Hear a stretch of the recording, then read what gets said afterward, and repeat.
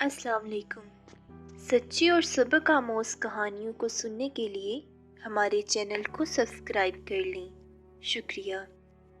कहते हैं कि पुराने ज़माने में मुल्क रूम पर एक नहायत रहमदिल और नेक बादशाह हुकूमत करता था।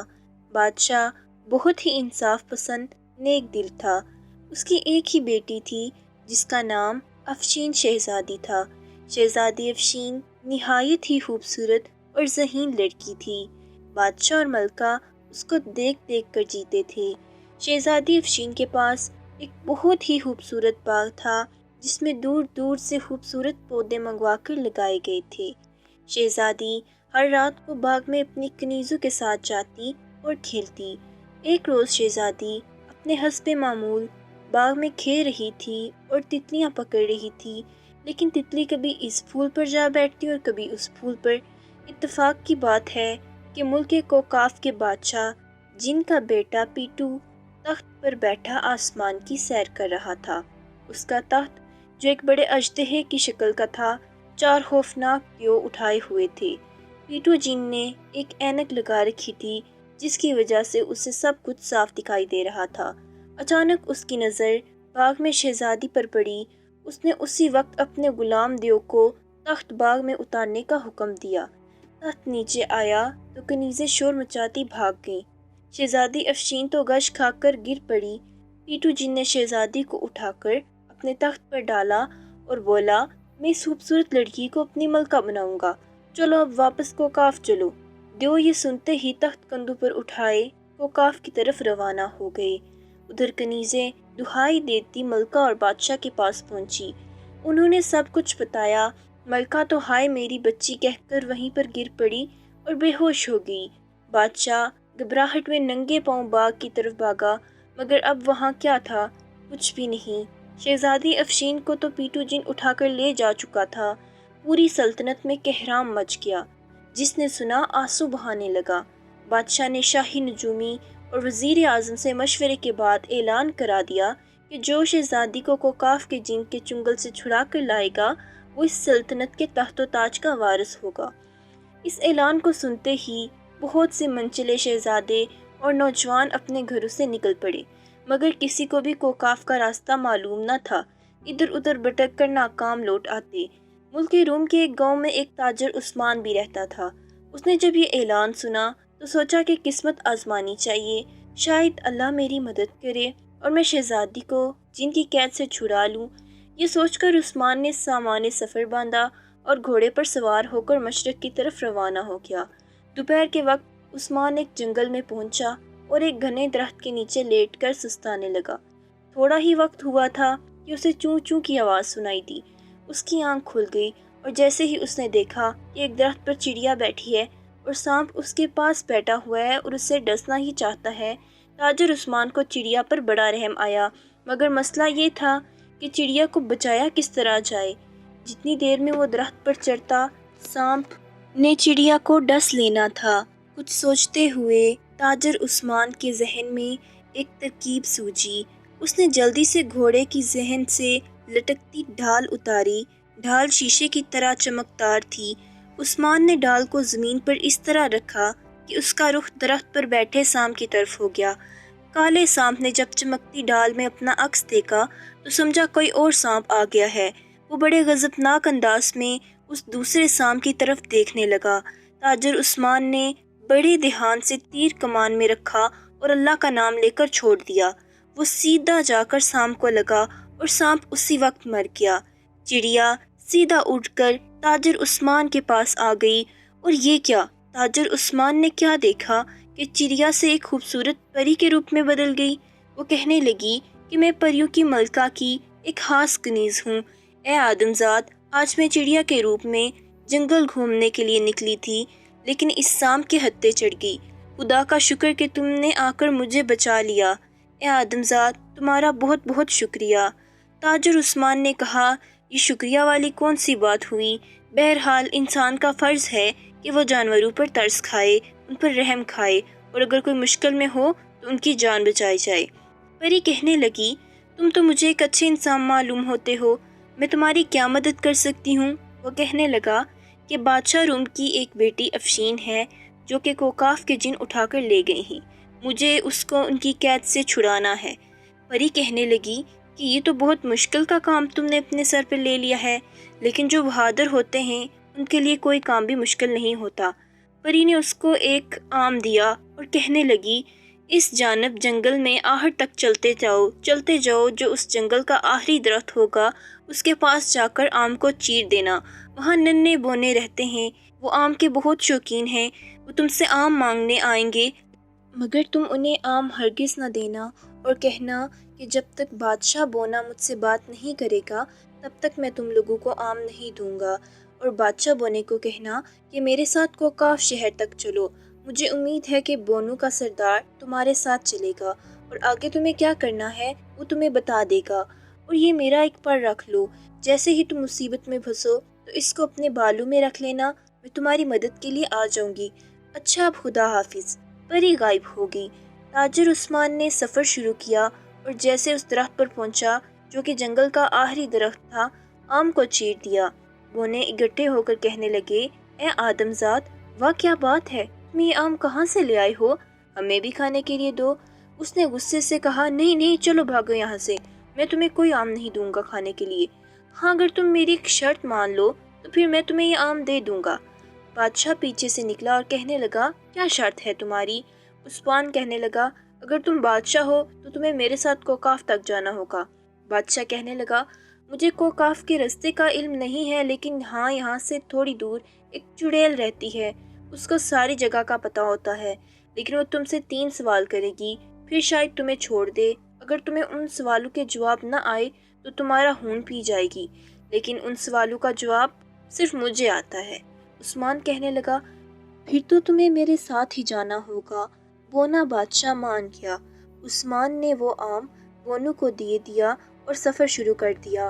اب چلتے چلتے جیسے ہی وہ چڑیل کے ٹھکانے پر پہنچے تو ایک خوفناک کہکہے کی آواز آئی۔ تاجر عثمان کافی گھبرا گیا۔ اچانک سے چڑیل سامنے آ گئی، اور گھبراتا بھی کیوں نہ، اس چڑیل کی شکل جو اتنی بری تھی۔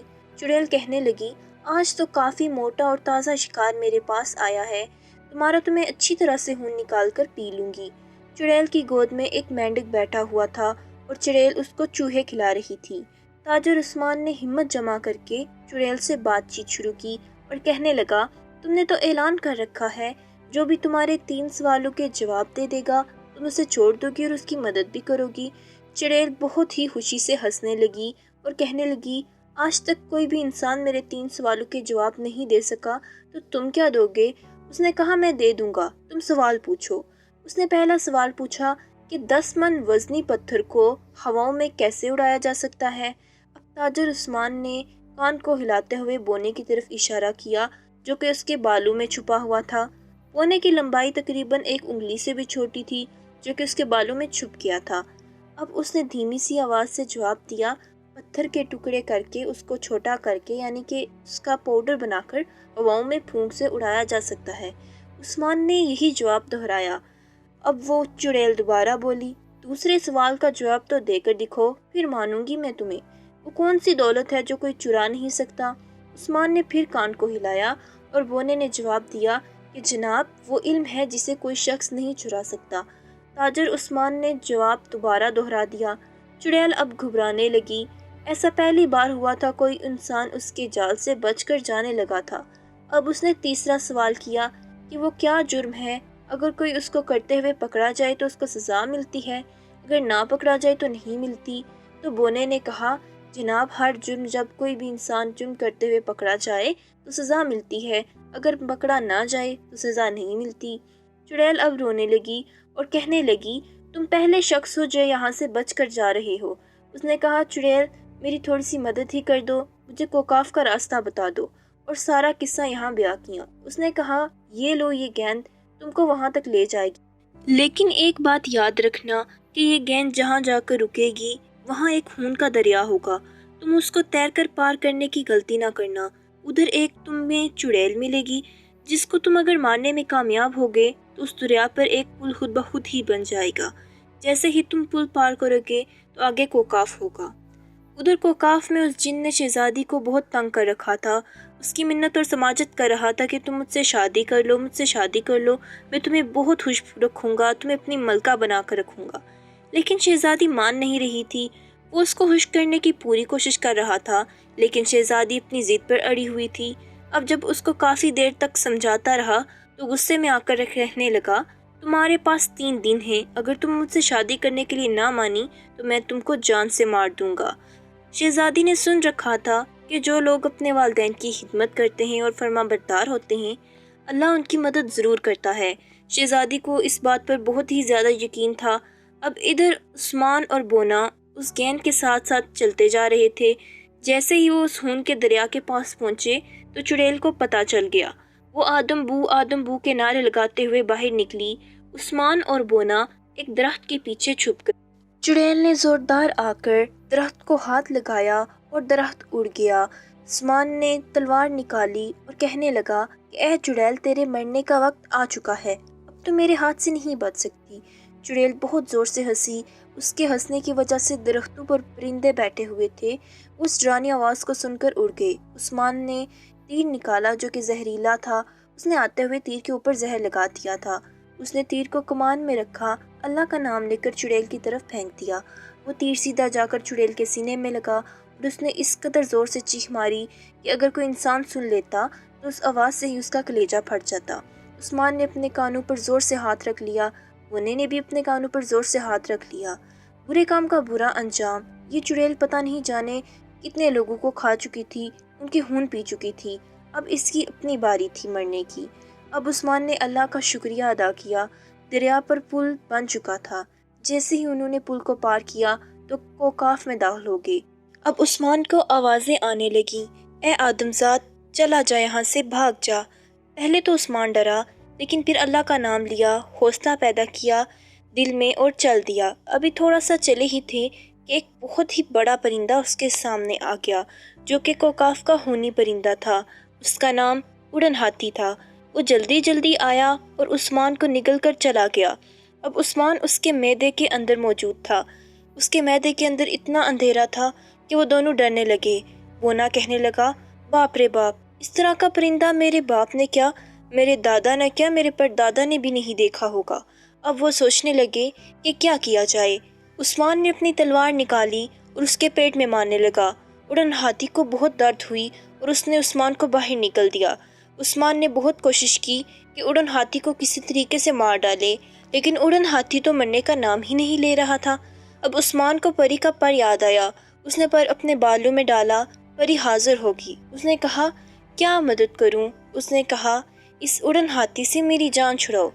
اس نے اڑن ہاتھی کو ایک پنجرے میں بند کر ڈالا اور کہنے لگی، لو، اب اس کا کوئی بھی حل کرو، مجھے کوئی نہیں، میں چلتی ہوں۔ عثمان نے کہا، تمہارا بہت بہت شکریہ۔ اس نے کہا، میرا شکریہ کیوں ادا کر رہے ہو؟ تم نے میری جان بچائی، میں نے تمہاری جان بچائی، حساب برابر۔ اب اس کو مارنے لگا تو وہ پرندہ کہنے لگا کہ مجھے مت مارو، تم جو بھی کہو گے میں وہ کام کروں گا۔ اس نے کہا، ٹھیک ہے، تم شہزادی کو چھڑانے میں میری مدد کرو گے۔ کہنے لگا، ٹھیک ہے، میں آپ کی بات مانوں گا، لیکن میری جان بخش دو، مجھے کچھ مت کہو۔ عثمان نے کہا، ٹھیک ہے۔ اب اس پرندے نے کہا کہ میں جا رہا ہوں، جب بھی تمہیں میری مدد کی ضرورت ہوگی، مغرب کی طرف اونچی آواز سے میرا نام لینا، میں آ جاؤں گا، اور میرے ساتھ میرے ساتھی بھی ہوں گے، میں اپنے ساتھیوں کا سردار ہوں۔ عثمان نے کہا، ٹھیک ہے۔ اب 2 دن تک سفر کرتے بونا اور عثمان مل کر ایک محل کے پاس پہنچے۔ جیسے ہی جن کو پتہ چلا کہ شہزادی کو چھڑانے کے لیے ایک انسان آیا ہے، وہ بہت زور سے ہنسا اور کہنے لگا، آدمزاد، واپس چلا جا، تیرے بس کی بات نہیں ہے، جا، میں نے تیری جان بخشی کی۔ عثمان کہنے لگا، اتنا غرور اچھا نہیں ہے، کبھی کبھی ایک چونٹی بھی ہاتھی کو موت دے دیتی ہے۔ جن کو غصہ آ گیا اور اس نے کہا، مار ڈالو اس کو۔ عثمان نے زور سے پرندوں کو آواز دی اور پرندے اچانک آسمان سے نمودار ہو گئے۔ انہوں نے جنوں پر حملہ شروع کر دیا اور اب تمام جن ہلاک ہو گئے، صرف پیٹو بچ۔ اب پیٹو اور عثمان کے درمیان مقابلہ شروع ہو گیا۔ دونوں ہی تلوار چلانے کے ماہر تھے اور دونوں ہی ہارنے کا نام نہیں لے رہے تھے۔ بونے نے وہ گیند نکالی جو کہ عثمان کی جیب میں تھی اور پہلی باری چڑیل نے اس کو دی تھی اور پیٹو پر پھینک دی۔ پیٹو جیسے ہی گیند بجی، ایک دھماکہ ہوا اور دھواں نکلنے لگا۔ پیٹو مر گیا عثمان نے اس کی گردن اٹھا لی، کاٹ کر، اور شہزادی کو اس جگہ سے نکالا۔ چلتے چلتے کافی دنوں کے بعد منزل پہ منزل طے کرتے اپنے گھر پہنچا، یعنی کہ ملک روم۔ بادشاہ اور ملکہ نے جیسے ہی اپنی بیٹی کو زندہ دیکھا تو بہت خوش ہوئے اور عثمان کا شکریہ ادا کرنے لگے۔ ابھی شہزادی کے ساتھ عثمان کی شادی ہو گئی اور بادشاہ نے سارا تخت و تاج عثمان کے حوالے کر دیا۔ عثمان نے کئی سالوں تک اس پر عدل اور انصاف سے حکومت کی۔